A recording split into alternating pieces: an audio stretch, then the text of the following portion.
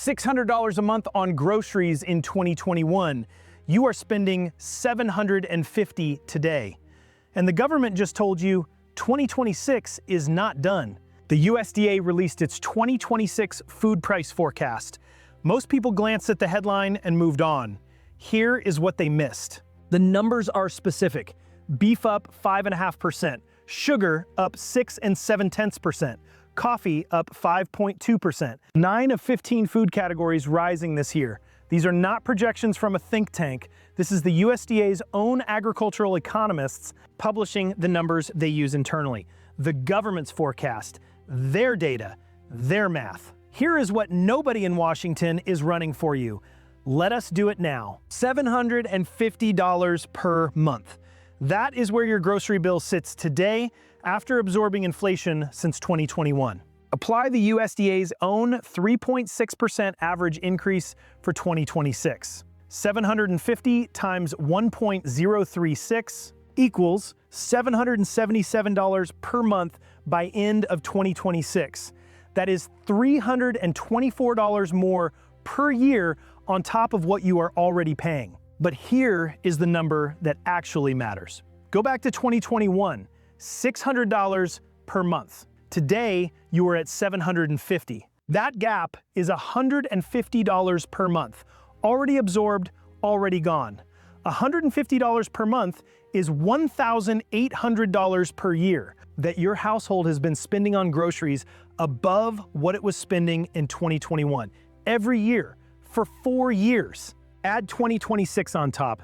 The cumulative grocery inflation hit since 2021 reaches $2,124 per year for the average household by end of 2026. On a household earning $75,000 annually, that is nearly 3% of gross income spent on grocery inflation alone. Not groceries, grocery inflation since 2021. Middle-class families did not receive a 3% raise earmarked for groceries. They absorbed it from savings, from credit cards, from cutting other spending. The math ran whether they were watching it or not. That $2,124 number is the real story inside the USDA report. Not the 5.5% beef headline, the cumulative damage that never gets calculated. Now here's why this matters beyond your household budget. The USDA forecast was published before oil hit 109 a barrel. 3.6% is the floor built on pre-war conditions. If that math surprised you, subscribe right now and drop a comment below. Tell us what you are spending on groceries in your market. We read every comment, and your data helps us report more accurately. Now here is why a moderate government food forecast should make any serious household run its own numbers immediately. Because history says moderate forecasts have a pattern. The USDA published a moderate food price forecast for the year. Economists called it manageable. Within 18 months, bread was up 24%. Meat was up 41%. The mechanism in 1973 was an energy shock feeding into agricultural costs. Fuel for tractors, fuel for transport, fertilizer prices spiking because natural gas, the feedstock for fertilizer, became expensive. The families who acted on the moderate forecast before the peak locked in prices, stocked strategically, and adjusted their budgets before the full hit arrived.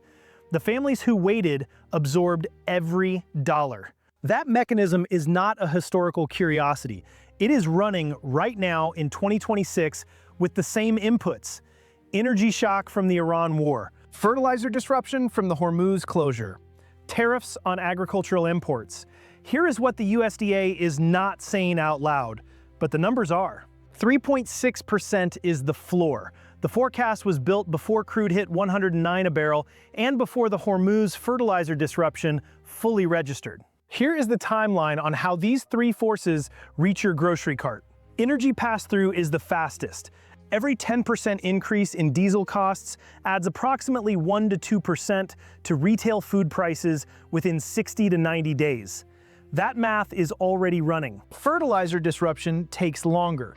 The Hormuz closure started late February. Spring planting runs March through May. Fertilizer that did not arrive at normal cost affects yields. Harvest impact arrives August and September. Retail price impact follows 90 to 120 days after harvest. That timeline puts the spike arriving at your grocery store between November 2026 and February 2027. Tariff pass-through is already visible. Coffee up 9.8% in 2025. The Federal Reserve confirmed in March 2026 that tariffs raised retail prices with pass-through rates of 40 to 76% on core goods. Now here is the household action section. This video exists to give you something to do with the information, not just absorb it. Hey, real quick, sorry to interrupt. Look, what you just watched is exactly why I created the Real Estate Crash Bundle. This project walks you through exactly how to protect your position before the next wave hits. This bundle is at a huge discount right now, and I don't know how long I'm going to be keeping it at this price. So I'm going to throw the link down below, and now let's dive right back into the video. Step 1, run your own number. Take what you spent on groceries last month, multiply by 1.036 for the USDA baseline. That is your projected monthly bill at the floor estimate. Write it down. Step 2, buy shelf-stable staples this week at today's prices. Rice, pasta, canned beans, cooking oil, flour, canned tomatoes. These are the categories most exposed to the fertilizer and energy pass-through arriving in late 2026. Buying what you were going to buy anyway is not hoarding. It is buying forward on your own household supply chain. Every major corporation in America does this. It is called inventory management. Step 3, protein this month. Ground beef and chicken prices track feed costs, which track fertilizer, which is already disrupted. The lag between the disruption and the shelf price is 60 to 90 days. You have a window. Step 4, coffee now. Coffee is already up 5.2% in the USDA forecast. Buying a month or two ahead at today's price is a direct savings. Step 5, track your actual grocery spending monthly. The families who came through previous food inflation cycles intact were the ones running the actual number. Here is the downstream that connects grocery inflation to everything else. When food takes more of household income, something else gets cut first. Restaurants, entertainment, clothing, non-essential retail, that is the discretionary spending contraction. When discretionary spending contracts, the businesses depending on it feel it. Restaurant traffic declines, retail foot traffic drops, small business revenue softens. When small business revenue softens, hiring slows and hours get cut. Moody's chief economist has already said the bottom third of American consumers are tapped out. Credit card debt hit $1.28 trillion. Delinquencies are matching 2008 levels. For the real estate investor watching this, the household that cannot absorb $2,124 per year in cumulative grocery inflation is the household that misses a mortgage payment. The forced seller pipeline builds from exactly this kind of multi-front household budget compression.